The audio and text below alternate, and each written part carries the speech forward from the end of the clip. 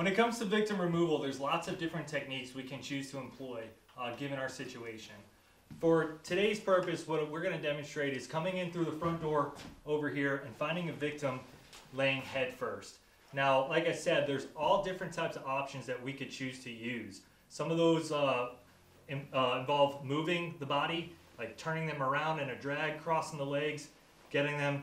But for the sense of time, knowing that the distance to my exit is so short, I'm going to use what I have right in front of me. And one of the ways that we could do that is by using the victim's arm and doing like an arm lock, almost like what they would do in jiu-jitsu.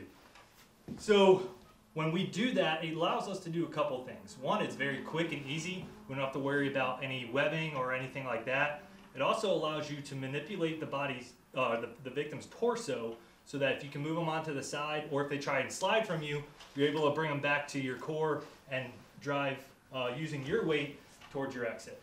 So what that would look like in the scenario is, I'm coming in here, I'm on my search, I'm in this tripod stance. And I come through and I notice that I found a victim. Immediately before I do anything, I need to let somebody know that I have one. So I say that by victim, victim, victim. I say that very loud 3 times so that someone hears me and they know that I need help. Immediately after doing that, what we're going to do is we're going to do a 360 sweep all the way around the victim.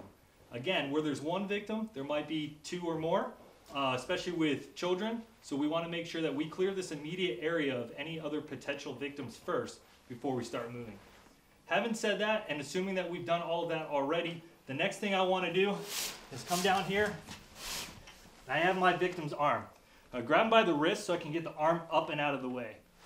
Much like the leg lock, when you take the ankles and you cross them together and then you lock it, we like to take this tripod stance because it gives us areas to have pinch points. So if the patient is burned or anything like that, the skin doesn't come off and we're able to lock in that grip. So what I would do is I take his arm, I kind of drape it over my shoulder or my leg. I'm going to go under their armpit. Right under their armpit,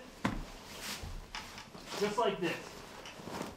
If you see, I've locked that into my leg and in between my elbow. This gets a lot of the victim's weight up off the ground. And like I said, if I need to move them, I have my other hand. I can move them one way or another. My exit is right there in front of me, so we're just going to quickly start going.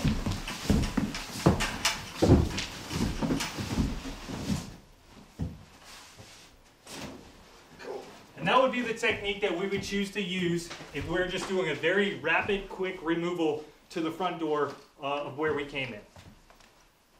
So in the last video, we were talking about victim removal and getting them how they're found. We demonstrated finding them head first and what the quickest method to remove them towards your closest exit was. In this situation, we're going to come to the victim feet first. We're still going to do much of the same things as we did before, whereas we wanted to sweep around them, make sure there's no additional victims. But we're going to use the long axis of their body this time and move them a further distance. Again, multiple ways that you can do this. Just understand why you're using the technique you're using and what the benefits are. For me, this would be a benefit of going a short distance or staying lower in the space because conditions don't allow us to stand up or things like that. Or I have a larger frame victim where I just can't really pick them up and move the way I need to. So this allows me to manipulate their body weight more efficiently and get it going. So when I come in and I notice that I have feet here, one of the things that I want to do is I want to start shifting that body weight. Again, I lower the profile of my victim by taking their ankles and crossing it. This allows the body to stay straight in line, and when I start to lift the legs, I'm moving more of the torso instead of the entire body. Again, when we're talking about pinch points, what I want to do is I want to lift the legs up, and I want to slide into a position that's going to allow me to capture that progress and keep driving forward. So what I do is I come in just below the knees. What that does is it bends the legs up of the victim. And then I can kind of just turn a little bit. When I turn, what I've done is I've captured that weight again between my knee and my elbow, but I've also turned their body to the side a little bit, which reduces their profile, allows me to drag, and protects their head a little bit. So once I've done this and I've turned my body in the direction that I need to move, I'm going to plant my hand down and I'm just going to slide across the floor like I would if I was doing a regular search.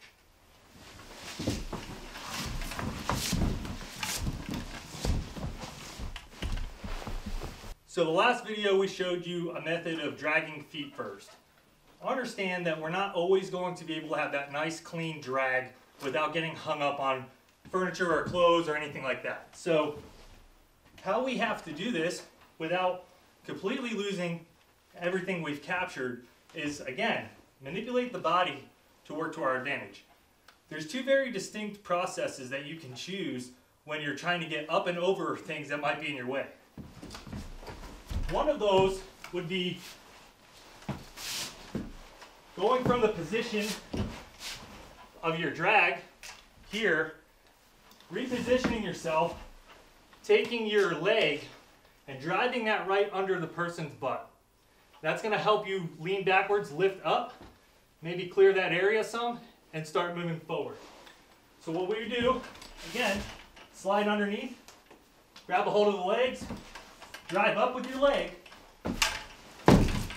and we fall back down, but we have never lost any of this progress that we captured initially. That allows me to upright myself and get right back into my drag. The other option we have, especially with a larger victim, or maybe that didn't completely clear us from what we're getting hung up on, is to turn around and physically lift their butt in the air up and over something. We do that by capturing the knees.